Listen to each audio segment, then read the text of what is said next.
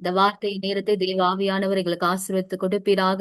ஆண்டவரே கர்த்தாவே, வேதத்தை பற்றி, வேத வார்த்தைகள் மகத்துவங்களை பற்றி, அதனுடைய ஆண்டவரே கர்த்தா முக்கியத்துவத்தை பற்றி, அதன் மூலமாய் கிடைக்கிற ஆண்டவரின் நன்மைகளை பற்றி, இப்படி அநேக காரியங்களை, வேத வார்த்தைகளை குறித்து நாங்கள் தொடர்ந்து ஆண்டவரை தியானித்து வருகிறோம் அப்பா. ஆண்டவரே, இந்த 3வது வாரத்திலும் அப்பா நாங்கள் தொடர்ந்து அந்த வார்த்தைகளை பார்க்கும் பொழுது பரிசுத்த ஆவியானவருடைய ஆண்டவரே ஞானம் எங்கள் நடுவிலே வெளிப்படுவதாக. ஆண்டவரே, எந்த ஒரு தடையும் இல்லாதபடிக்கு தேவ ஆவியானவர் இந்த வேத வார்த்தைகளை குறித்து நாங்கள் அப்பா தியானிக்க பரிசுத்த ஆவியானவர் ஒவ்வொருவருக்கும் கிருபை பாராட்டும்படியாய் ஆண்டவரே இந்த சூழ்நிலையை முழுமையாய் நீர் ஆளுகை செய்யும்படியா இந்த பலத்த கரத்துக்குள்ளே ஒப்பு கொடுத்து ஜெபிக்கிறோம். அப்பா நீர் மாத்திரம் மகிமைப்படுவீராக. இயேசு கிறிஸ்துவின் மூலம் ஜெபிக்கிறோம் நல்ல பிதாவே. ஆமென் ஆமென் ஹல்லேலூயா.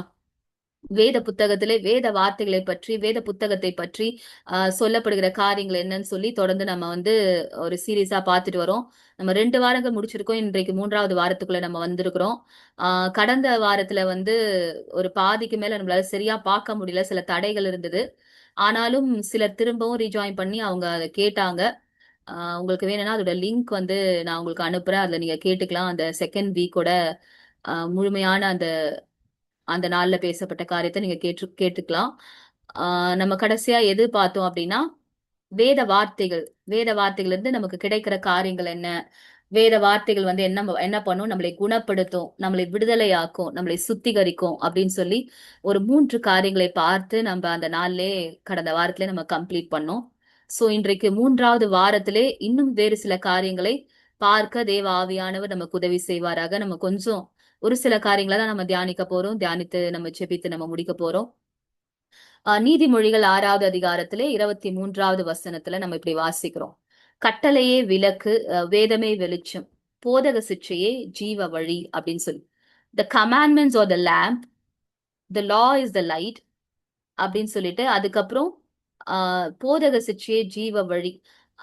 வேதம் நம்மளை எப்படி கரெக்ட் பண்ணுதோ அந்த வழி நம்மளுடைய வழிகளை என்ன பண்ணுதான், உயிர் உள்ளதா மாற்றுதான். ஒரு செத்த வழியை போல நம்ம சில வழிகள்ல வாழ்ந்து கொண்டிருந்தா கூட அந்த வேதத்துல வாசிக்கிற அந்த வசனங்கள் நம்முடைய வழிகளை உயிருள்ளதாய் ஜீவனுள்ளதாய் மாற்றுது அப்படின்னு சொல்லி இந்த வசனம் சொல்லுது.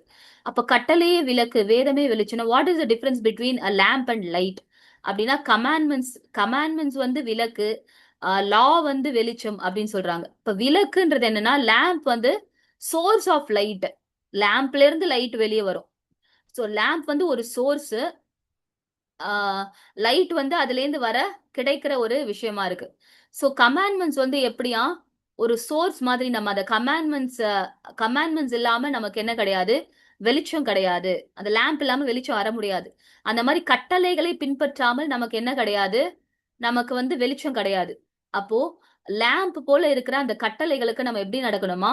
அதுதான் நமக்கு விளக்கா இருக்குமா. ஒருவேளை நம்முடைய வாழ்க்கையில ஏதாவது ஒரு இருளான பாதைக்குள்ள நம்ம வாழ்க்கை போயிட்டு இருக்கு அப்படின்னா கூட, அந்த இருள் நிறைந்த நேரத்துல கூட நம்ம என்ன பண்ணுமா? கட்டளைகளுக்கு கீழ்ப்பட்டவர்களாய் நம்ம வாழணும். தாவீதோட வாழ்க்கையில பாக்குறப்ப நிறைய இடத்துல அவரோட வாழ்க்கை ரொம்ப ரொம்ப போராட்டத்துக்குள்ள போயிட்டு இருக்கும். எதிரி சுத்தி சுத்தி அவரை துரத்திக்கிட்டே வருவான். சில இடத்துலலாம் அவர் நிறைய காம்ப்ரமைஸ் பண்ணிட்டு போயிடலாமா அப்படின்ற நிலைமெல்லாம் வரும். ஆனாலும் அவர் என்ன பண்ணுவாரு? எல்லா இடங்களிலும் தாவீது மாத்திரம் இல்ல, நிறைய வேதத்துல பாக்குற நிறைய பரிசுத்தவான்கள் அந்த கட்டளையை விட்டு விலகாதபடிக்கு என்ன பண்ணுவாங்க? அவங்க அந்த அந்த கட்டளையை உறுதியா பிடிச்சிட்டு இருப்பாங்க. அப்ப அதுதான் என்னவா, நம்ம எவ்வளவு இருளான பாதைக்குள்ள போனாலும் அந்த சோர்ஸ் ஆஃப் லைட்டா இருக்கிற அந்த கட்டளைகளை என்ன பண்ற கூடாதான்? நம்ம விட்டுறக்கூடாதான். அடுத்து வேதமே வெளிச்சம், லா இஸ் அ லைட் அப்படின்னா, அதுல இருக்கிற அந்த அந்த சோர்ஸ், அந்த கமாண்ட்மெண்ட்ஸை ஃபாலோ பண்றப்பதான் நம்ம வாழ்க்கையில என்ன கிடைக்குது? வெளிச்சம் கிடைக்குது. அந்த அந்த லைட்டை நம்ம கையில கொண்டு போலனா, அந்த லேம்பை கையில கொண்டு போலனா நமக்கு லைட்டே இருக்காது. கமாண்ட்மெண்ட்ஸ்ன்ற லேம்பை நம்ம கையில இல்லாம இருந்ததுன்னா நமக்கு வெளிச்சம் கிடையாது. அப்ப என்ன பண்ணணுமா? நம்ம தேவனுடைய வேதம் சொல்லுகிற கட்டளைகளுக்கு நம்ம அதை ஒழுங்கா அதற்கு விட்டு கொடுத்து அதுக்கு கீழ்ப்படிந்து வாழ என்ன பண்ணணுமா? அப்படிப்பட்ட ஒரு வாழ்க்கைய வாழணும் அப்படின்னு சொல்லி இந்த வார்த்தை சொல்லுது. அப்ப கட்டளையே விளக்கு. அப்ப நம்முடைய வாழ்க்கையில இருள் நிறைந்த வாழ்க்கையா இருந்தா கூட, ஐயோ இருளா இருக்குது என் வாழ்க்கை அப்படின்னா, அந்த இடத்துல வெளிச்சம் வேணும்னா நமக்கு நம்ம கையில என்ன இருக்கணும்? கட்டளைகளை பின்பற்றுகிறவர்களாய், வேதத்தை சுமக்கிறவர்களாய் நம்ம இருந்தா அதுல நமக்கு வெளிச்சம் உண்டாகும். அப்ப ஆங்கிலத்துல பார்க்கும்பொழுது அந்த ப்ராவர்ப்ஸ் 6:23 என்ன சொல்லப்படுது அப்படின்னு சொல்லி நம்ம பார்த்தோம்னா, நியூ லிவிங் டிரான்ஸ்லேஷன்ல சொல்லப்படுது, the correct the corrections of discipline are the way to life. The corrections of the discipline. அப்போ டிசிப்ளினா இருக்கிறதுக்கு சில கரெக்ஷன்ஸ் தேவை.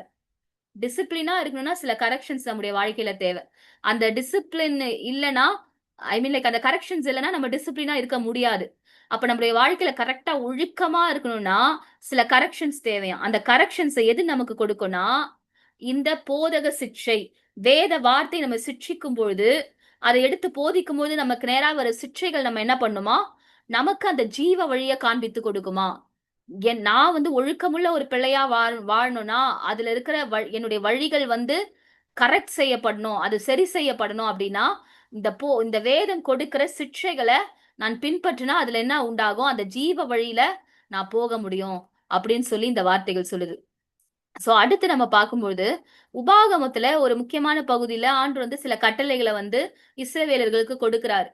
அவங்களுக்கு அவர் சொல்ற காரியத்த பாருங்க. உபாகமம் 6:6லிருந்து 9 வரைக்கும் நம்ம வாசிக்கும் பொழுது, இன்று நான் உனக்கு கட்டளையிடுகிற இந்த வார்த்தைகளை உன் இருதயத்திலே இருக்க கடவது. இது இஸ்ரவேலர்களுக்கு அவர் சொல்றாரு.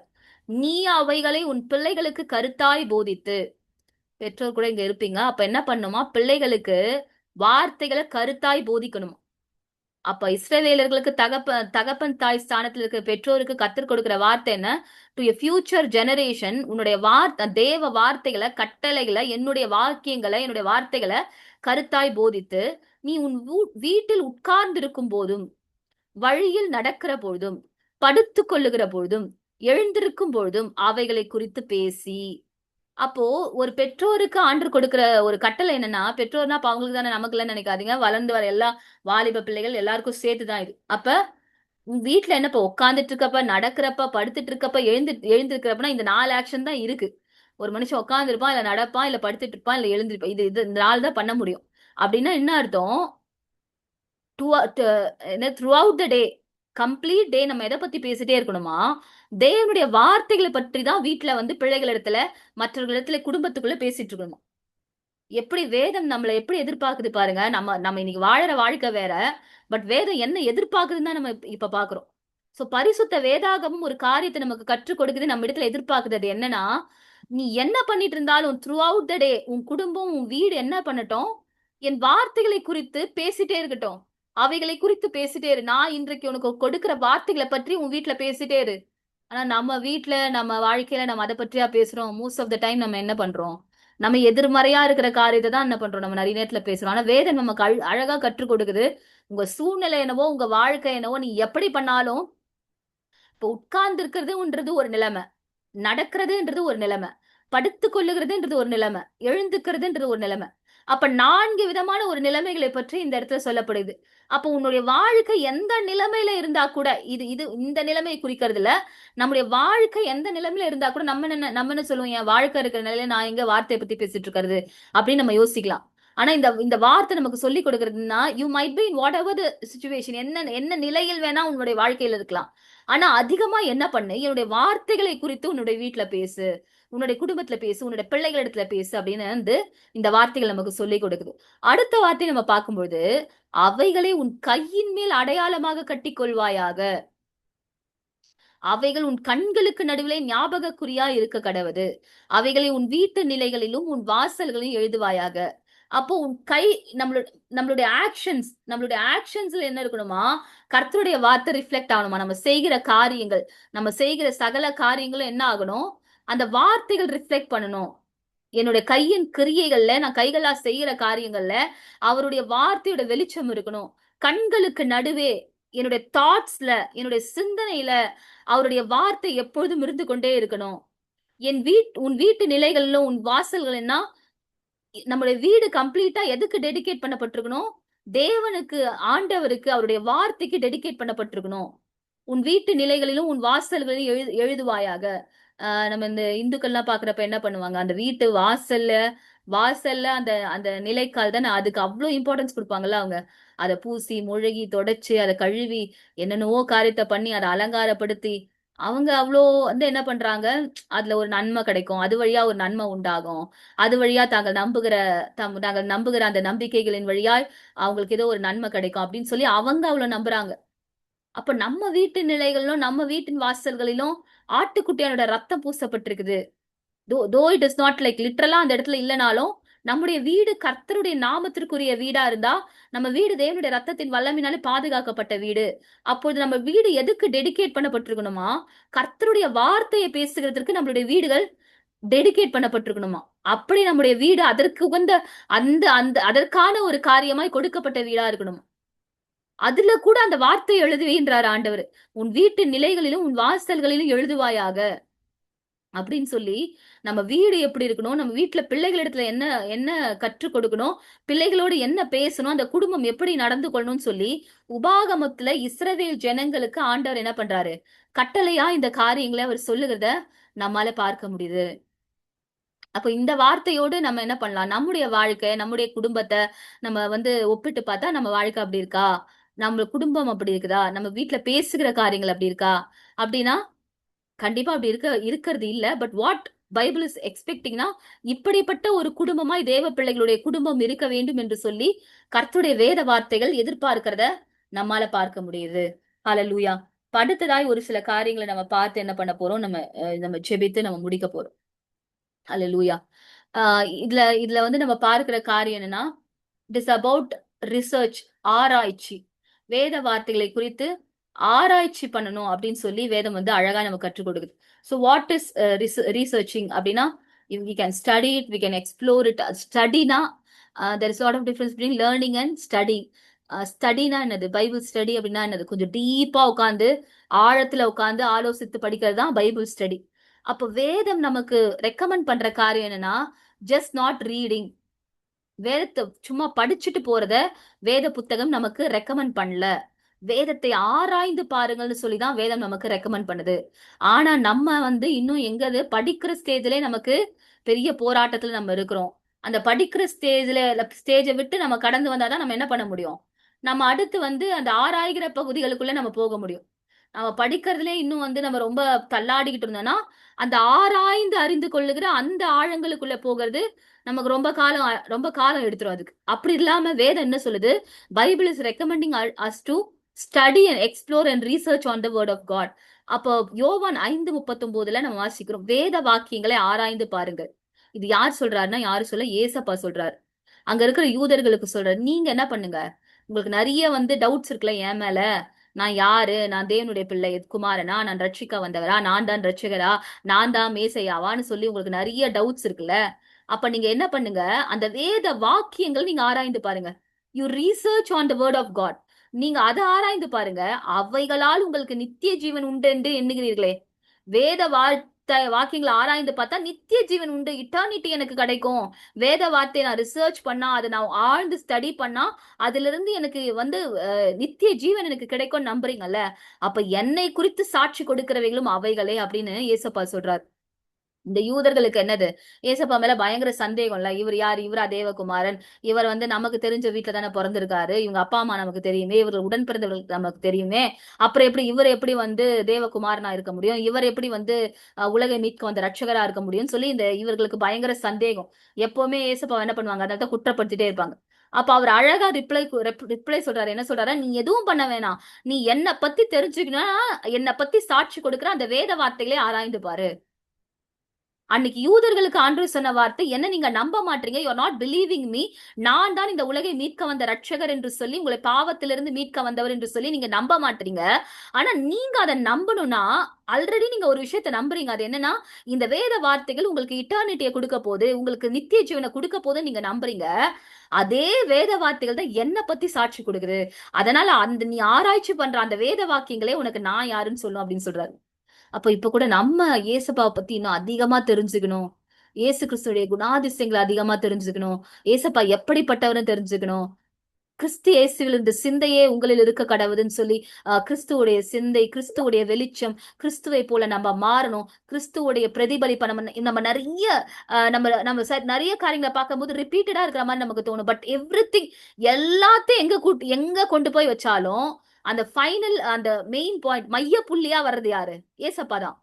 மைய புள்ளியா நீ எத்தனை ஃப்ரம் ஜெனிசஸ் டு ரெவலேஷன் நம்ம எதை எடுத்து எந்த ஆழத்துல போய் நம்ம படிச்சாலும், எந்த ஆழத்துக்குள்ள போய் நம்ம ஆராய்ச்சி செஞ்சாலும் மைய புள்ளியா இருக்கிறவர் இயேசு கிறிஸ்து தான். அப்ப வேதத்தை பத்தி எனக்கு நிறைய தெரிஞ்சுக்கணும். நான் வந்து என் உள்ளான மனுஷன்ல புதிய மனுஷனா மாறணும், மறுரூபம் அடையணும். இப்படி நான் இப்ப நம்மளோட இதுல இருக்க பேனர்லயே நம்ம என்ன போட்டிருப்போம், transformation the Bible reading and prayer லைஃப்னு போட்டிருப்போம். Young life to be transform for Bible reading and prayer லைஃப்னு போட்டிருப்போம். அப்போ ஒரு டிரான்ஸ்ஃபர்மேஷன் எனக்குள்ள, என்னோட இன்னர் மேன்ல, என்னோட உள்ளான மனுஷனுக்குள்ள, அந்த புதிய மனுஷனுக்குள்ள மாற்றங்கள்லாம் வரணும். யார மாதிரி மாறணும்னா கிறிஸ்துவை போல மாறணும் தான் நம்ம எல்லாருமே ஓடிக்கிட்டு இருக்கோம். அவரை பின்பற்றி அவருடைய சாயலாய் மாறி அவரை போல ஒரு வாழ்க்கையை வாழணும்ன்றதுதான், அதற்காக தான் நம்ம அழைக்கப்பட்டிருக்கிறோம். அப்ப நம்ம ஒருத்தரை மாதிரி மாற விழுங்கணும்னு நினைக்கிறோம்னா முதல்ல அவங்க எப்படிப்பட்டவங்க நமக்கு தெரியணும். இப்ப ஏசப்பா யாருன்னு அவங்க கிட்ட கேட்டா நம்ம எல்லாருமே நிறைய சொல்லுவோம், அவரை பத்தி நிறைய நிறைய காரியங்கள் சொல்லுவோம். ஆனா உண்மையிலே அவருடைய எல்லா ஆட்ரிபியூட்ஸும் நமக்கு தெரியுமா? எல்லா ஆட்ரிபியூட்ஸுமே நமக்கு தெரியுமா? ஒரு ஒரு ஒரு ஒரு என்ன பண்ணலாம், ஏதோ ஒரு பொருளை கையில எடுத்துட்டா அது என்ன ஹைட்ல இருக்கு, அது என்ன வெயிட்ல இருக்கு, அது என்ன கலர்ல இருக்கு, அது என்ன லென்த்ல இருக்கு, அப்படி ஒரு ஒரு ஒரு சின்ன ஒரு பொருளை கையில எடுத்துட்டாலே அதுக்கு அத்தனை டைமென்ஷன்ஸ் இருக்கு. ஒரு ஸ்கொயர் எடுத்துட்டா அதுல அத்தனை டைமென்ஷன் இருக்கு. ஒரு ரெக்டாங்கிள் எடுத்தா அதுல அத்தனை டைமென்ஷன் இருக்கு. நீங்க எல்லாமே படிக்கிற பிள்ளைங்க தான். ஒரு கியூபார்டு எடுத்தா, ஒரு கியூப் எடுத்தா அதுல எல்லாம் இன்னும் இன்னும் அதுல இருக்கிற டைமென்ஷன்ஸ் எல்லாம் இன்னும் நிறைய. சோ ஒரு ஒரு கையில எடுக்கிற பொருளுக்கே எத்தனை எத்தனை டைமென்ஷன்ஸ் இருக்கு, எத்தனை விதமான ஒரு பெர்ஸ்பெக்டிவ்ஸ் ஆட்ரிபியூட்ஸ் அத்தனை இருக்கு ஒரு பொருளை எடுத்தாலே. அப்போ இயேசு கிறிஸ்து என்கிற உன்னதமான அந்த தேவனுடைய குமாரனுக்கு எவ்வளவு ஆட்ரிபியூட்ஸ் இருக்கும். ஆமாங்க, அவர் இரக்கம் உள்ளவர், அவர் தயவு உள்ளவர், அவர் மன்னிக்க பெருத்தவர், அவர் மீட்க வந்தவர், அவர் ரட்சிக்கிறவர், விடுவிக்கிறவர். இதெல்லாம் நமக்கு மேலோட்டமா நமக்கு எல்லாம் தெரிந்த காரியம். ஆனா வேத வார்த்தைகளை ஆராய்ந்து பார்க்க பார்க்க, முக்கியமா மத்தேயு, மார்க்கு, லூக்கா, யோவான், இந்த 4 சுவிசேஷங்களை ஆராய்ந்து பார்க்க பார்க்க பார்க்க இயேசு கிறிஸ்துவனுடைய புதைப்பொருள்கள் போல அவர் எப்படிப்பட்டவர்னு சொல்லி புதிதா அவரை பற்றி நிறைய காரியங்களை என்ன பண்ணலாம், நம்ம கற்றுக்கொண்டே இருக்கலாம். நமக்கு தெரியாதெல்லாம் புதுசா நிறைய நிறைய ஆவியானவர் நமக்கு கற்றுக் கொடுப்பார். மத்தேயு தானே, மத்தேயு நான் படிச்சிட்டேன். மத்தேயுல வந்து இப்படியே ஏசப்பா வாழ்ந்துட்டே இருப்பாரு, சீஷர்கள் கூட இருப்பாரு. அப்புறம் திடீர்னு ஒரு நாள் சிலுவையில அரைஞ்சிருவாங்க. அப்புறம் அவர் கொண்டு போய் என்ன பண்ணுவாங்க, அடக்கம் பண்ணுவாங்க. அப்புறம் உயிர் தெரிந்து வந்துருவாரு. இதுதான் என்ன பண்ணும், மத்தேயு, மார்க், லூக்கா, யோவான் 4 இதான் வரும் அப்படின்னு சொல்லி ஷார்ட்டா சொல்லிட்டு அவ்வளவு அவ்வளவு தெரிஞ்சா போதும் அப்படின்னு போறதா இருந்தா நம்ம போயிடலாம். ஆனா இயேசு கிறிஸ்து யாரு, ஒருத்தரை வந்து மேலாக்க ஒரு குணாதிசை தெரிஞ்சுக்கிறது வேற. ஆனா அவங்களோட ரொம்ப டீப்பா பழக பழக பழக பழக என்ன ஆகும், யாருக்குமே தெரியாத கேரக்டரைசேஷன்ஸ் அவங்கள பத்தி நமக்கு தெரிய வரும். the more the time we spend with some person we will get to know them more. அவங்கள பத்தி அதிகமா நம்ம தெரிஞ்சுப்போம். அந்த அந்த என்ன சொல்லலாம், ஒரு ஒரு சர்க்கிள்ல நம்ம எடுத்துக்கலாம். அவுட்டர் சர்க்கிள்ல இருக்க ஃப்ரெண்டு, ரொம்ப க்ளோஸான ஃப்ரெண்டு, இப்படி நம்ம நிறைய பேர் எடுத்துக்கலாம். அப்போ ஒருத்தர் ரொம்ப க்ளோஸா இருக்க ஃப்ரெண்டுக்கு, அந்த அவுட்டர் சர்க்கிள்ல இருக்க ஃப்ரெண்டுக்கு தெரியாத நிறைய விஷயம் அந்த ரொம்ப டீப்பஸ்ட் ஃப்ரெண்டா இருக்க ஒருத்தருக்கு தெரிஞ்சிருக்கும். ஆனா இன்னொருத்தனும் ஃப்ரெண்டா தான் இருப்பான், இன்னொருத்தனும் கூட தான் சின்ன வயசுல இருந்து இருந்திருப்பான். ஆனா அவனுக்கு இவனை பத்தி தெரிஞ்சே இருக்காது. ரொம்ப ரொம்ப அவனுடைய வாழ்க்கையோட ரகசியங்கள் ஏதோ யாருக்குமே தெரியாத ஏதாவது ரகசியத்தை கூட என்ன பண்ணிருக்கலாம், தெரிஞ்சு வச்சிருக்கலாம். ஏன்னா இவன் வந்து அவனுக்கு ரொம்ப க்ளோஸ், ரொம்ப ரொம்ப க்ளோஸ். அப்ப பேதுரு என்ன பண்றாரு, சைகை காட்டுவாரு. யாருக்கு, ரொம்ப க்ளோஸான இருக்க ஒரு சீஷனுக்கு. அவன் யாரு, தேவனுடைய இயேசு கிறிஸ்துடைய மார்பிலே சாந்தி கொண்டிருக்கிறவரா அவர். இத்தனை பேர் இருந்தாங்க, ஆனா அவர் ரொம்ப க்ளோஸா. எதுக்கு சைகை காட்டுறாரு, நீ கொஞ்சம் கேள, அவர்கிட்ட என்னன்னு கேள அப்படின்னு சொல்லி இவர் சைகை காட்டுவாரு பேதுரு. அப்ப அந்த சர்க்கிள்ல கூட ரொம்ப க்ளோஸான ஒருத்தர் இருந்திருக்காரு. ஏசப்பா வந்து எல்லாரையும் கூட்டிட்டு போகாம கெத்செமனிக்கு 3 பேரை மட்டும் கூட்டிட்டு போறாரு. அப்ப அதுல அந்த 12 மெம்பர்ஸ்ல ஒரு இன்னர் சர்க்கிள் இருந்திருக்கு, அவங்க ரொம்ப க்ளோஸ். அப்ப ஏதோ ஒரு விஷயத்துல அவங்க ஏசப்பாவுக்கு என்ன பண்ணிருக்காங்க, ரொம்ப க்ளோஸா இருந்திருக்காங்க. ஏதோ எக்ஸ்ட்ரா இன்ஃபர்மேஷன்ஸ் தெரிஞ்சவங்களா, எக்ஸ்ட்ரா அவரோட பிரேயர்ல டைம் ஸ்பெண்ட் பண்றவங்களா அவங்க இருக்கிறாங்க. அப்ப வேத வார்த்தைகளை ஆராய்ந்து பார்க்க பார்க்க பார்க்க நமக்கு யாரை பற்றி அதிகமா தெரியுமா, இயேசு கிறிஸ்துவை பற்றி அதிகமாய் தெரியுமா. அப்ப இந்த இயேசுப்பாவை பத்தி எனக்கு நிறைய தெரிஞ்சுக்கணும். அவர் எப்படிப்பட்டவர் தெரிஞ்சுக்கணும்னா, நம்ம இந்த 4 சுவிசேஷங்களையும் அதிகமாய் ஆராய்ந்து பார்க்க பார்க்க, இந்த வேத வாக்கியங்கள் ஆராய்ந்து, எல்லா வேத புத்தகம் மொத்தமே அவரதான் எல்லா இடத்துலயுமே வந்து ரிஃப்ளெக்ட் பண்ணிட்டு இருக்கு. ஆனா எஸ்பெஷலி திஸ் 4 காஸ்பல்ஸ் என்ன பண்ணும், இன்னும் அதிகமாய் அவரை பற்றி நமக்கு கற்றுக் கொடுக்கும். அந்த யூதர்களுக்கு அன்னைக்கு ஆண்டவர் அதான் சொல்றாரு, நீ என்ன குறித்து சாட்சி கொடுக்கிற வேத வார்த்தைகளை போய் நீ ஆராய்ந்து பாரு அப்படின்னு சொல்றாரு. இப்ப இன்றைக்கும் அவரை பற்றி நம்ம அதிகமா தெரிஞ்சுக்கணும்னா நம்ம என்ன பண்ணணும், அதே வேத வார்த்தைகளை ஆராய்ந்து பார்க்க பார்க்க அவரை பற்றி நம்ம அதிகமாய் தெரிந்து கொள்ள முடியும். அடுத்த வார்த்தை நம்ம பார்த்தோம்னா, அவைகளை கண்டுபிடிக்கிறவர்களுக்கு, நம்ம எதை பத்தி பார்த்துட்டு இருக்கோம்னா, ரீசர்ச்சை பத்தி பார்த்துட்டு இருக்கோம். அவைகளை கண்டுபிடிக்கிறவர்களுக்கு அவைகள் ஜீவனும் அவர்கள் உடலுக்கு எல்லாம் ஆரோக்கியமாம். நீதிமொழிகள் 4:22 நம்ம இதை வாசிக்கிறோம். செகண்ட் 22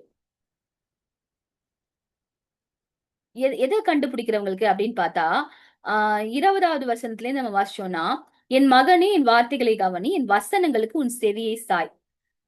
நாம இங்க வந்து 22 போட்டிருக்கோம். 20ல இருந்து வாசிக்கிறேன். என் மகனே என் வார்த்தைகளை கவனி, என் வசனங்களுக்கு உன் செவியை சாய். அவைகள் உன் கண்களை விட்டு பிரியாதிருப்பதாக. அங்க உபாகமத்துல சொன்னதோட சேம் அத மாதிரி விஷயம்தான். அவைகள் உன் இருதயத்துக்குள்ளே காத்துக்குள். அவைகளை கண்டுபிடிக்கிறவர்களுக்கு அவைகள் ஜீவனும் அவர்கள் உடலுக்கெல்லாம் ஆரோக்கியமா. For they are life to those who find them and health to all their flesh. அப்போ உடலுக்கெல்லாம் ஆரோக்கியமும் அவைகள் ஜீவனும். For they are life to those who find them. இந்த ஜீவன் ஜீவன் வர இடத்துல அது குறிக்கிறதே எதை பத்தி குறிக்கிறதுனா நித்திய ஜீவனை பத்தி குறிக்கிற ஒரு காரியம் தான். ஏன்னா நம்ம இந்த இடத்துல வேற எதையுமே அந்த ஜீவன் லைஃப் பண்றது வேற எதையும் நமக்கு காட்டல. இந்த சத்திய வேத வார்த்தைகளை ஆராய்ந்து கண்டுபிடிக்கிறவர்களுக்கு, அவைகளை கண்டுபிடிக்கிறவர்களுக்கு, எவைகளை கண்டுபிடிக்கிறவர்களுக்கு, அவைகள் உன் கண்களை விட்டு பிரியாதிருப்பதாக, அவைகள் உன் இருதயத்துக்குள்ளே காத்துக்கொள். என் வார்த்தைகளை கவனின்னு சொல்றாரு 20வது வசனத்துல. என் வார்த்தைகளை கவனி, என் வசனங்களுக்கு உன் செவியை சாய். நீ கவனிக்கும் போது, நீ செவியை சாய்க்கும் போது அதுல இருந்து சிலவற்றை நீ கண்டுபிடிப்ப. என் வார்த்தைகளை நீ கவனிக்கும் பொழுது, என் வசனங்களுக்கு, இப்ப நான் இங்க பேசுற இந்த இடத்துல நம்ம ஒரு 1/2 மணி நேரம் ஸ்பெண்ட் பண்ணி கர்த்தருடைய வார்த்தையை நம்ம இங்க டிஸ்கஸ் பண்ற இதுல இருந்தே ஒரு சில காரியங்களை நம்மால கற்றுக்கொள்ள முடியுமானா, ஜீவனுள்ள தேவனுடைய வாயிலிருந்து புறப்பட்டு வந்த அந்த வார்த்தைகளை நீ கவனிச்சினா, அந்த வசனங்களுக்கு உன் செவியை சாய்த்தினா, அப்ப அதுல இருந்து சிலவற்றை நீ கண்டுபிடிப்ப. அந்த நீ கண்டுபிடிக்கிற காரியம் உனக்கு என்னவா மாறுமா? It will become your life. அதுதான் உன்னுடைய இட்டர்னிட்டிக்கான உன்னோட வழியா, உன்னுடைய ஜீவனா மாறும்.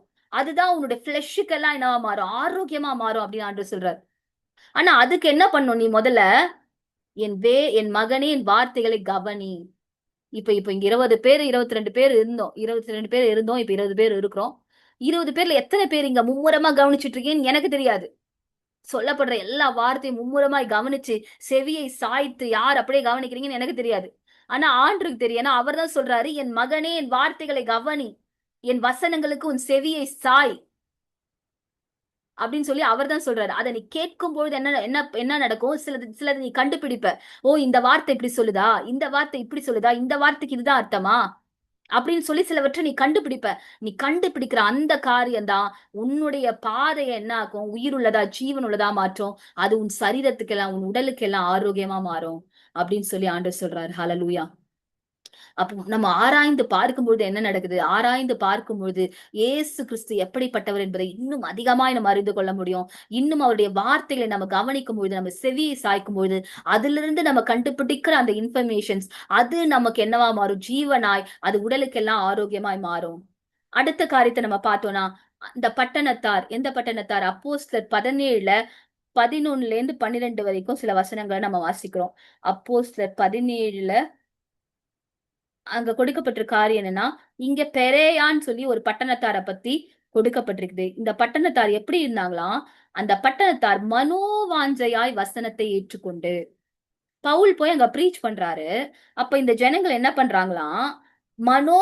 வாஞ்சையாய், they receive the word with all readiness. மனோவாஞ்சையாய் வசனத்தை ஏற்றுக்கொண்டு. இன்னைக்கு நம்ம வசனம் பார்த்தா யூடியூப திறந்தா ப்ரீச்சிங் அப்படியே கொட்டுது. அவ்வளோ இன்ஃபர்மேஷன்ஸ். ஏஐ வீடியோஸ் ஒரு பக்கம், ப்ரீச்சர்ஸ் ஒரு பக்கம், யங் ப்ரீச்சர்ஸ் ஒரு பக்கம், வயதானவங்க எக்ஸ்பீரியன்ஸ் ப்ரீச்சர்ஸ் ஒரு பக்கம். அவ்வளோ ப்ரீச்சிங். எதை பாக்குறது எதை விடுறதுன்னு தெரியல. அவ்வளோ மெசேஜஸ் இருக்கு. அப்படியே இன்ஃபர்மேஷன்ஸ் கொட்டி கிடக்குது நமக்கு. அப்புறம் அதை விட்டா மீட்டிங்க்கு போனா நம்ம மெசேஜ் கேட்கிறோம். அதை விட்டுட்டு சர்ச்சுக்கு போனா மெசேஜ் கேட்கிறோம். யூத் மீட்டிங்னா மெசேஜ் கேட்போம். ஃபாஸ்டிங் ப்ரேயர்னா மெசேஜ் கேட்போம். கன்வென்ஷன்னா மெசேஜ் கேட்போம். மெசேஜ் கேட்டுட்டே இருப்போம். ஆனா எப்படி கேட்டாங்களாம்? பெரேயா பட்டணத்தில் எப்படி கேட்டாங்களாம்? மனோவாஞ்சையாய் கேட்டாங்களாம். வசனத்தை ஏற்றுக்கொண்டு they receive the word with all readiness. ஒரு பிரியாணி செய்யறாங்க, வீட்டுல பிரியாணி செஞ்சுட்டு இருக்காங்க.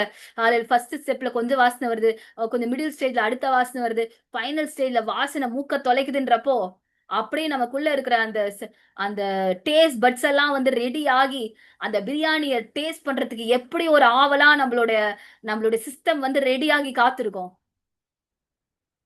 அப்படியே அது அது அந்த டேஸ்ட் ஸ்மெல் அது அதிகரிக்க அதிகரிக்க நமக்கு பசியே இல்லாட்டி கூட புதுசா பசி கிரியேட் ஆகும். சுத்தமா பசி இல்லைன்னா கூட பசி கிரியேட் ஆகும். அதுதான் என்னது, ரெடினஸ். நம்மளோட டேஸ்ட் பட்ஸ்லாம் ரெடி ஆகும். நம்ம அப்படியே அதுக்கு அப்படியே ப்ரிப்பேர் ஆயிடும் நம்மளுடைய ஹோல் சிஸ்டமே, நம்மளுடைய பாடியே. அந்த பிரியாணி எதுக்கு அந்த பிரியாணியை ரிசீவ் பண்றதுக்கு. அப்போ இந்த இந்த பெரிய பட்டணத்தார் எப்படி கேட்டாங்களாம், மனோவாஞ்சாய் வசனத்தை ஏற்றுக்கொண்டாங்களாம். வித் ஆல் த ரெடினஸ் அவங்க வந்து வசனத்தை ஏற்றுக்கொண்டு, காரியங்கள் இப்படி இருக்கிறதா என்று தினந்தோறும் வேத வாக்கியங்களை ஆராய்ந்து பார்த்ததினால், பவுல் வந்து சொன்னதுனால பிளைண்டா போய் ஓஹோ பவுல் சொல்றாரு கரெக்டா தான் இருக்கும் அப்படின்னு சொல்லி ஏற்றுக்கொள்ளலையா. அவங்க கையில இருந்த ஸ்கிரிப்சர்ஸோட, அந்த ஹீப்ரூ ஸ்கிரிப்சர்ஸோட கம்பேர் பண்ணி பார்த்தாங்களாம். ஓ இவர் சொல்றதெல்லாம் கரெக்டா, இப்படிதான் இருக்கா இப்படிதான் இருக்கா அப்படின்னு சொல்லி தே கெப்ட் ஆன் என்ன பண்ணாங்களாம். அவங்க வந்து அதை கம்பேர் பண்ணி காரியங்கள் இப்படி இருக்கிறதா. அது அது வந்து இங்கிலீஷ்ல எப்படி கொடுத்திருக்காங்கன்னா, பார்க்கும்போது 11 and 12 பார்க்கும்போது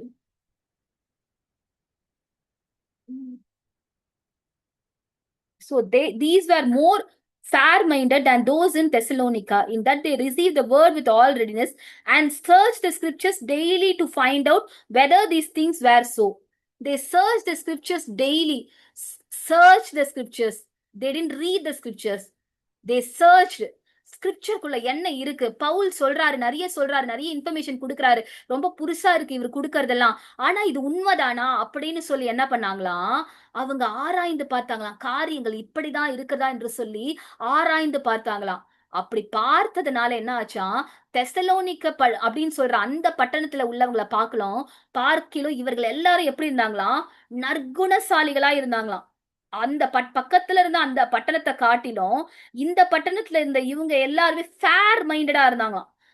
ஆங்கிலத்துல அப்படிதான் சொல்லப்படுது. These people were fair minded அப்படின்னு சொல்லி இவங்கள பத்தி கொடுக்கப்பட்டிருக்கு.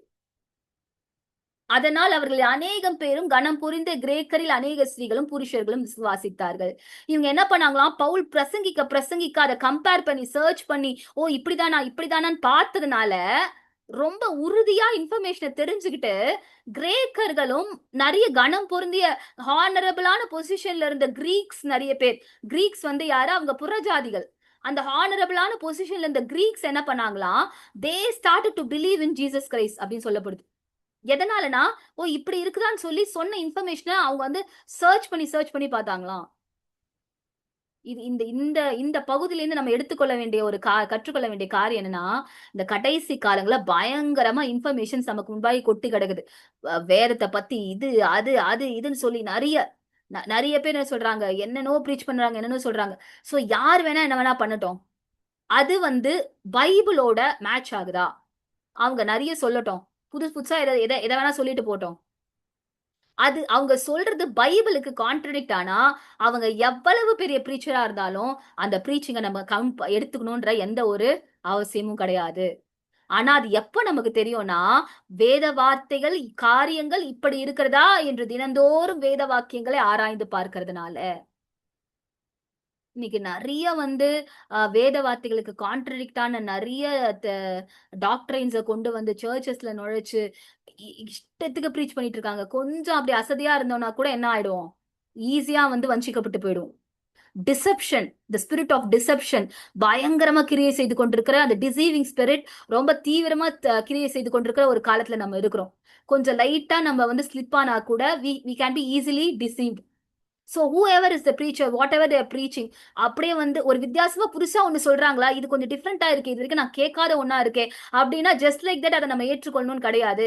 நீங்க வேத புத்தகத்தை எடுத்து வாசிங்க, பரிசுத்த ஆவியானவரிடத்துல கேளுங்க, என்னை கைட் பண்ணுங்க ஆண்டவரே, நான் இப்படி ஒண்ணு கேட்டேன், பட் வந்து இது எனக்கு வந்து கொஞ்சம் டவுட்டா இருக்கு, இது கரெக்டான்னு எனக்கு தெரியல, நீங்க எனக்கு கற்றுக் கொடுங்கன்னு சொல்லி அந்த பகுதியை மீண்டும் மீண்டும் அவங்க எந்த பகுதியை எடுத்தாங்களோ அதை திரும்பி திரும்பி திரும்பி திரும்பி இன்னைக்கு கிருபையை எப்படிலாம் வந்து ரீஷேப் பண்ணிட்டு இருக்காங்க நமக்கு தெரியும்.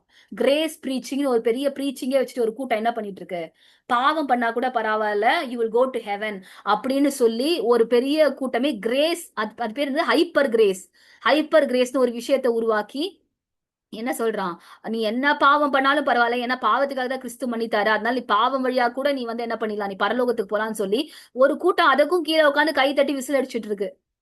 அவங்க யாரு, வேத வாக்கியங்களை ஆராய்ந்து பார்க்காதவர்கள். ஸ்டேஜ்ல யாரு நின்னு என்ன பேசினாலும் என்ன பண்ணலாம், ஸ்டேஜ்ல நின்னு பேசிட்டாலே அவங்க வந்து பெரிய பரிசுத்தவான்கள் பிரீச்சர்ஸ்னு கிடையாது. அது வேத வார்த்தையோடு ஒத்து போதா? வேத வார்த்தையோடு ஒத்து போலனா அவங்க ஒரு 90 வயசு இருக்க ஒரு எக்ஸ்பீரியன்ஸ் டீச்சரா இருந்தா கூட அதை நீ கவனிக்கணும், கேட்கணும்ன்ற எந்த அவசியமும் கிடையாது. அவங்கள நம்ம போய் டிஸ்ரெஸ்பெக்ட் பண்ண வேணாம். பட் அதை நம்ம வாழ்க்கையில ஃபாலோ பண்ண வேணாம். அதை நம்ம எடுத்துக்கொள்ள வேணாம். ஆனா நமக்கு என்ன தெரியணும், அது வேத வார்த்தையோடு கரெக்டா போதா? ஆனா பெராயா பட்டணத்தார் என்ன பண்ணாங்களாம், காரியங்கள் இப்படி இருக்கிறதா? பவுல் பெரிய பிரீச்சர் தான். பவுல் பயங்கரமான ஆளுங்க. அவர் வந்தாலே பிரீச் பண்ணாலே அந்த இடத்துல இருக்க எல்லாரும் ரட்சிக்கப்பட்டுருவாருங்க. அப்படின்னு இருந்தா கூட பரவாயில்ல, பவுல் தான். இருந்தாலும் நாங்க என்ன பண்றோம்? நாங்க செக் பண்ணி பார்க்கிறோம்னு சொல்லி ஆராய்ந்து பார்த்ததுனாலே நற்குணசாலிகளாய் மாறியது மாத்திரம் அல்லாமல் என்ன பண்ணாங்களாம்? அந்த அந்த ஒரு கரெக்டான விசுவாசத்துக்குள்ள அவர்கள் வந்ததுனாலே அநேக பேர் என்ன பண்ணாங்களாம்? அநேக ஸ்திரீகளும் புருஷர்களும் விசுவாசித்து அவர்கள் கிறிஸ்துவை ஏற்றுக்கொண்டதாய் இத பற்றி நம்ம வாசித்து பார்க்கும்போது போடப்பட்டிருக்கு. அப்ப நம்ம என்ன பண்ணணும்? வேத வாக்கியங்களை ஆராய்ந்து பார்க்கிறவர்களா நம்ம இருக்கணும். சரி, ஒன்ஸ் நான் வந்து பைபிள படிக்கணும் அக்கா, நான் ஃபுல்லா படிக்கணும். இந்த வருஷத்துல நான் ஃபுல்லா படிக்கணும்னு நான் நினைக்கிறேன் அப்படின்னு சொல்றீங்கன்னா, நல்ல நல்ல பைபிள வந்து நல்லா அழகா ஒரு வாட்டி ஃபுல்லா படிச்சிருங்க. ஆனா அதுக்கப்புறம் ஒரு ஒரு வார்த்தையும் நீங்க வாசிக்கும்பொழுது, தினம் கூட நீங்க வாசிக்கும்பொழுது கூட, நீங்க கொஞ்சம் ரொம்ப ஃபாஸ்ட்டா படிக்காம, ஸ்லோவா படிச்சு, இது என்ன சொல்லுது? இது என்ன சொல்லுது? அப்படின்னு சொல்லி நம்ம பாக்குறப்ப, நமக்கு புதுசா சில காரியங்கள வந்து ஆவியானவர் கற்றுக் கொடுப்பாரு. ஆராய்ந்து பாரு. அதனால தான் ஆண்டவர் சொல்றாரு, ஆராய்ந்து பாரு, கண்டுபிடி. கண்டுபிடி, என்ன ஒளிஞ்சிட்டு இருக்குது? ஒண்ணு மறைஞ்சிருந்தா தானே நம்ம கண்டுபிடின்னு சொல்லுவோம். If something is hidden only we will say that go and find it, search for it அப்படின்னு சொல்லுவோம். ஒண்ணு வந்து மறைந்தில்லன்னா நம்ம என்ன சொல்ல மாட்டோம்? கண்டுபிடின்னு யார்கிட்டயும் சொல்ல மாட்டோம். வெளியரங்கமா இருந்தா கண்டுபிடின்னு சொல்ல மாட்டோம்.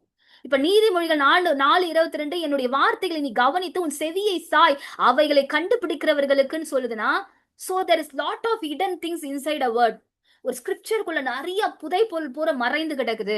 அப்ப நீ என்ன பண்ணணும்? You have to research on it. அதை நம்ம கண்டுபிடிக்கும் போதுதான் என்ன ஆகும்? நமக்கு அது வந்து ஜீவனை உண்டாக்கும். எனக்கு அதுக்கெல்லாம் நேரம் இல்ல. ஃபாஸ்ட் ஃபுட் மாதிரி யாராவது ப்ரீச் பண்ணா அப்படியே நான் மண்டையில ஏத்திப்பேன் அப்படின்னா, நம்ம டிசீவ் ஆகிறதுக்கான, வஞ்சிக்கப்படுறதுக்கான நிறைய சாத்தியங்கள் இருக்கிற ஒரு காலத்துல நம்ம இருக்கிறோம். சோ வேதத்தை ரொம்ப நிதானமா, ரொம்ப ரசிச்சு, ரொம்ப ஆராய்ந்து வாசிக்கணும் நம்ம. அப்படி வாசிக்கும் பொழுதுதான் அது நமக்கு இன்னும் அதிக பலனை கொடுக்கிறதா இருக்குது. இப்ப கடைசியா ஒரு வார்த்தை என்ன சொல்லுதுன்னா, கர்த்தருடைய இது ஐசையா 31 நினைக்கிறேன். நான் ரெஃபரன்ஸ் போட மறந்துட்டேன். கர்த்தருடைய புஸ்தகத்திலே தேடி வாசியுங்கள். இது பாருங்க, அடுத்தது பாருங்க. தேடி வாசி. எவ்வளவு அழகா ஒவ்வொரு வார்த்தை, ஒண்ணு ஆராய்ந்து பாருன்னு சொல்லுது, இன்னொரு வார்த்தை கண்டுபிடிங்கன்னு சொல்லுது. அடுத்த வார்த்தை பார்க்கும்போது கர்த்தருடைய புஸ்தகத்திலே தேடி வாசியுங்கள். என்ன தேடணும்? இவைகளில் ஒன்றும் குறையாது. இதுல ஒரு குறையும் கிடையாது. இதுல இல்ல, இந்த இன்ஃபர்மேஷனுக்கான பதில் இல்லன்னு இதுல எதுவுமே கிடையாது. நீ எவ்வளவு பெரிய சந்தேகத்தோட வந்தாலும் அந்த அந்த சந்தேகத்துக்கான பதில் இந்த வேத புத்தகத்துக்குள்ள இருக்கும். இவைகளில் ஒன்றும் குறையாது, இவைகளில் ஒன்றும் ஜோடு இல்லாதிராது. ஜோடு இல்லாதிராது அப்படின்னா என்ன? ஒரு ஒரு ஒரு ஒரு ப்ராஃபஸிக்கும் எங்கெல்லாம் ஒரு ப்ராஃபட்டிக்கல் வேர்டு வருதோ அதனுடைய ஃபுல்ஃபில்மெண்ட் இன்னொரு இடத்துல இருக்கும். ஏசாயா புத்தகத்துல நிறைய ப்ராஃபசிஸ் இருக்குன்னா அதனுடைய ஃபுல்ஃபில்மெண்ட்டை நம்ம எங்க பார்க்கலாம்? இயேசு கிறிஸ்துவோட பிறப்பை குறித்து நம்ம மத்திய சுவிசேஷங்களை நம்ம பார்க்க முடியும். சோ அப்ப இது என்னது? இங்க இருக்கிற ப்ராஃபசிக்கு இங்க இருக்கிற ஃபுல்ஃபில்மெண்ட் என்னது? பேர். அதுதான் அதோட ஜோடி. அப்ப ஆண்டவர் என்ன சொல்றாரு? எங்கெல்லாம் வேத புத்தகத்துல வேத வார்த்தைகளை தேடி தேடி வாசிக்கும் போது ஒரு ஒரு வார்த்தையோடு இருக்கிற கனெக்ஷன்ஸ் நீ கண்டுபிடிப்ப அப்படின்றாரு. You will find the pair of the scriptures. இந்த ஸ்கிரிப்சரோட கனெக்ஷன் எங்க இருக்கு? இந்த ஸ்கிரிப்சரோட கனெக்ஷன் எங்க இருக்கு? ஓ, நம்ம இங்க படிச்சோமே, அங்கேயும் இதே மாதிரி ஒண்ணு வந்ததே அப்படின்னு சொல்லி நமக்கு அந்த அளவுக்கு என்ன பண்ணுவோம்? நமக்கு வந்து கொஞ்சம் கொஞ்சமா தெரிய தொடங்கும். ஆனா அது யாருக்கு நடக்கும்னா, புஸ்தகத்திலே தேடி வாசிக்கிறவர்களுக்கு. Not for someone who is just reading and going. யார் ஒருத்தர் அந்த கர்த்தருடைய புஸ்தகத்திலே தேடி தேடி வாசிக்கிறார்களோ அவர்களுக்கு என்ன கிடைக்குமா? கிராஸ் ரெஃபரன்ஸ் நிறைய போட்டிருக்க பாத்திருக்கீங்களா? நிறைய நம்ம கமெண்ட்ரி பைபிள் கமெண்ட்ரி எல்லாம் வச்சிருப்போம். அதுல கீழே போட்டிருப்பாங்க கிராஸ் ரெஃபரன்ஸ். இந்த வசனத்தோட கிராஸ் ரெஃபரன்ஸ் அங்க இருக்கு, ஏன்னா இதோட கனெக்ஷன் அங்க இருக்கு அப்படின்னு சொல்லி கிராஸ் ரெஃபரன்ஸ் நிறைய எழுதியிருப்பாங்க. அதுதான் என்னது? ஜோடி இல்லாதிராது. எல்லா வேர்ட்ஸ்க்குமே ஒரு கனெக்ஷன் இருக்கும். ஆனா அது யாரு? அந்த கிராஸ் ரெஃபரன்ஸ் நம்ம இந்த கமெண்ட்ரி புக்ஸ் ஈஸியா படிக்கலாம். ஆனா அதெல்லாம் தாண்டி கூட பரிசுத்த ஆவியான புதுசா சிலவற்றை கற்றுக் கொடுப்பார். அது யாருக்கு? கர்த்தருடைய புஸ்தகத்திலே தேடி வாசிக்கிறவர்களுக்கு. அப்போ வேத வார்த்தைகளை நம்ம இந்த நாள்ல நம்ம பார்த்தபடி வேத வார்த்தைகளை ஜஸ்ட் லைக் தட் வாசிச்சுட்டு போறது okay, that is okay. Time இல்ல, நான் ஆனா இன்னைக்கு 2 சாப்டர் படிச்சிருக்கேன் அப்படின்னா ஓகே தான். ஆனா what Bible is recommending is that ஆராய்ந்து பாருங்க, அதை கண்டுபிடிங்க, அதுல என்ன பண்ணுங்க, அந்த புஸ்தகத்தை தேடி தேடி வாசிங்க. இதெல்லாம் நீங்க பண்ணும்பொழுது இன்னும் புதை பொருள்கள் போல் இருக்கிற நிறைய இன்ஃபர்மேஷன்ஸ, நிறைய காரியங்களை நம்ம என்ன பண்ணலாம், நம்ம கண்டுபிடிக்கலாம் அப்படின்னு சொல்லி வேதம் நமக்கு சொல்லி கொடுக்குது. கடைசியா ஒரு வசனத்தை பார்த்து இதனுடைய தொடர்ச்சியை நம்ம அடுத்த வாரத்துல நம்ம பார்க்க போறோம். அதுக்கு ஒரு ஸ்டார்டிங் மாதிரி இதை நம்ம போடுறோம். சோ அவனுடைய தேவன், அது ஐசையா 34:16 அந்த வசனம் இருக்கு. ஜோடி இல்லாதிராத அந்த வசனம். சோ அவனுடைய தேவன் அருளிய வேதம் அவன் இருதயத்தில் இருக்கிறது, அவன் நடைகளில் ஒன்றும் பிசகுவதில்லை. இது யாரை பற்றி சொல்லப்பட்ட வசனம்னா, தாவீதை பற்றி சொல்லப்பட்ட வசனம். தாவீதுடைய இருதயத்துல தேவன் அருளிய வேதம் இருந்ததுனால அவரு நடைகள் பிசகாம இருந்துதான். சோ நம்ம நெக்ஸ்ட் வீக் பார்க்க போறதுக்கான ஒரு இன்ட்ரோ அப்படின்னா என்னன்னா, நம்ம இதுக்கப்புறம் என்ன, இது வரைக்கும் இந்த 3 வாரம் கொஞ்சம் காரியங்களை, வேத வார்த்தைகள் எப்படிப்பட்டது, அதுல இருந்து என்னெல்லாம் கிடைக்கும் அப்படிலாம் சில காரியங்களை பார்த்தோம். இனி வருகிற வாரங்களை நம்ம என்ன பார்க்க போறோம்னா, பரிசுத்தவான்களுடைய வாழ்க்கையில வேத வார்த்தைகள் என்னென்ன செய்தது, அதை கொண்டு அவங்க என்ன எக்ஸ்பீரியன்ஸ் பண்ண காரியங்கள் என்ன, இதை என்ன பண்ண போறோம் நம்ம வருகிற வாரங்கள்ல நம்ம பார்க்க போகிறோம். அதே போல வேத வார்த்தைகளை ஒருத்தர் நெக்லெக்ட் பண்ணா, அதை புறக்கணிச்சா அதனால என்ன நடக்கும் அப்படின்ற சில காரியங்களும் வருகிற வாரத்துல நம்ம பார்க்கலாம். அப்ப இன்னைக்கு நம்ம எஸ்பெஷலி நம்ம பார்த்த காரியம் என்னன்னா, வேத வார்த்தைகளை நம்ம அதிகமா என்ன பண்ணணும், ஆராய்ந்து பார்க்கணும். ஆராய்ந்து பார்க்க பார்க்க அது நித்திய ஜீவனுக்கு போகிற வழியே நமக்கு காண்பித்து கொடுக்கும். ஹalleluya. இப்ப கூட நம்ம கேட்ட சத்தியத்துக்கு நேராக என்ன பண்ணலாம், நம்ம ஒப்பு கொடுத்து ஜெபித்து நம்ம முடிக்க போறோம். ஹalleluya.